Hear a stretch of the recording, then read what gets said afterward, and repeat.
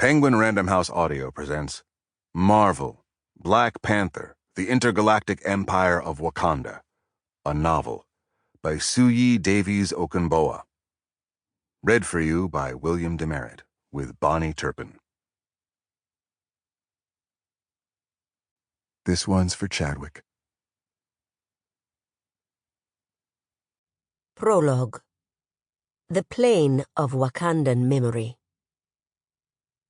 Welcome, traveler. The story you're about to witness is a knotted string. It is a tale of galaxies, planets, and orbits, peoples wound one around the other, fates intertwined and inescapable. It is a tale of love and sorrows, of grace and retribution. It is a tale of heroes, each on their own path, each discovering that their path can never exist alone, but in community with others. This is a tale of a truth that has always been known to us gods of the Orisha Gate, but continues to evade the human mind. I, Bast, protector of Wakanda, and giver of strength to my avatar, the Black Panther, have watched these journeys with interest. I was there 2,000 years ago, when a detachment from Wakanda Prime established a small, desolate colony on the outer edge of the cosmos. I watched these Wakandans, separated from their homeland and besieged by the whims of deep space, push their nation's traditional notion of self-defense to radical ends, investing in the conquest of all potential foes across the cosmos. I watched this small and starving colony, cut off from their parent nation, rise on the back of this bellicose ethic, transforming into an empire that now spans 5 galaxies. This new spacefaring empire, upon conquering all within sight, now prepares to turn its acquisitive eyes on a fresh galaxy, one that contains something most precious, not just to me, but to the subdued peoples across the 5 galaxies, who wait upon me for anointing and restoration. It is an unfortunate fate for a god to have, to safeguard both those who have done the conquering and those who have been conquered.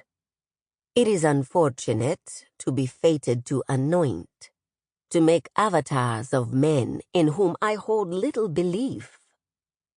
It is unfortunate to witness the subdued, with so little to believe in, continue to believe in me, holding on to legends and ancestral tales, hoping that I make a singular choice, a choice promised them in prophecy, to guarantee their restoration. Therefore, I, Bast, protector of Wakanda Prime, and giver of strength to the Black Panther, have painstakingly risen to make that choice. The tale that unfolds before you is that of 3 different men who will determine the future of this empire. A king who sought to be a hero who was reduced to a slave, and a slave who advanced into legend. Part 1. Chapter 1. Gory. "Come back to me," the white-haired woman crooned. The galaxy was inky black, all streaks and stars and nothingness. It was a cocoon that soothed and suffocated, that coddled and crushed.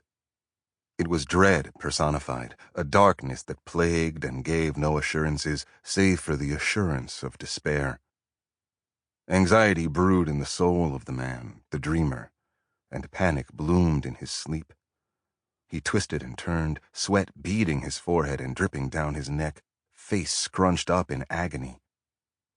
Yet amid this consternation, the face of the white-haired woman was there, a balm. She lay next to him, shoulders bare, head in her hand, propped up by a crooked elbow. Concern was written all over her face, but that did not stop her from being beautiful. Her skin, smooth and dark and unblemished, reminded him of home. Her shining eyes a guiding light, a way out of this hellhole and into the comforting arms of a warm place he struggled to remember. "Come back home," the woman whispered, and he was filled with the desire to do exactly that. He reached out to touch her, gain hold of something real amid this etherealness. But he never got there because an eerie sound, loud and sharp, pierced the moment, and the woman was gone. The man opened his eyes and sat up. He was among people, like him and unlike him in many ways, all sitting on the floor of a cold, sterile room. Triangular windows brought little light in and opened up into nothingness. Desolate land and planetary bodies round and large and far and near in the sky above the horizon. The vastness of space seeped from his sleep and stretched out before him, a dream he could not blink away. The stars offered no comfort, the constellations no familiarity. He could not shake the wrongness of his being among them. Everyone in the room, though all different species, was dressed the same. A gray jumpsuit with snatches of blue, a label printed on their chests. He looked down and saw he was dressed no differently. They all wore the same tired, despondent expression, and no one spoke to anyone else. He mentally counted them in fives and realized they were about 30, jam-packed into a room meant for half that number, which explained why he'd awoken to the sole of a boot resting an inch from his face. The man turned to the windows and peered closer. Outside was a vortex. It was the only way to describe what he was seeing, a massive hole surrounded by aircraft, groundcraft, and floating freighters, all hauling significant amounts of rock. A mine, he realized. Below, in the lower trenches of the hole, the mine, were beings all dressed like him. Some hacked at rocks with mechanized diggers, while others hauled large rock collections on their backs. There was something familiar about the rock itself or about the mining, but the memory was too far to reach, buried somewhere too far back in time for him to place. It took him a moment, but he began to piece it all together. The locked doors, the piercing sound that he now realized was an alarm, the room that increasingly looked like a cell, and beings that increasingly looked like fellow inmates. But it wasn't just that this looked like a prison.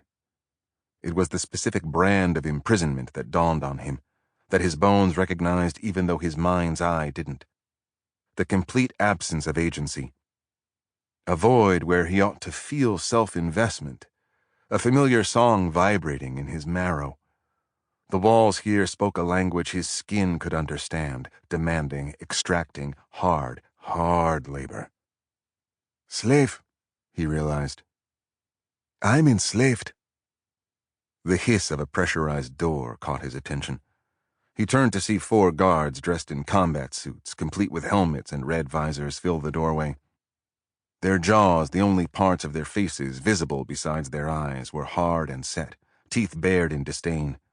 They whipped out their stun batons, and the whirs of their wind-ups echoed around the room.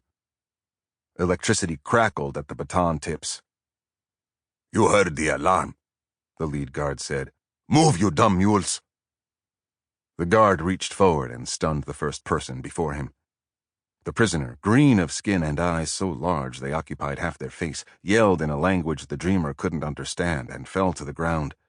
The bzzzt of the shock did the job of jolting everyone else to their feet, some stopping to help their semi-stunned comrade up. The prisoner, on jelly legs, leaned against another. "Let's go!" the lead guard screamed. They began to file out of the room. The man, the dreamer, still not fully comprehending what was happening, remained seated on the floor. Consternation brewed within him. He wanted to remember more, to piece together this puzzle, but gaping holes opened whenever he tried. No glue to hold together increased. Sample complete. Ready to continue?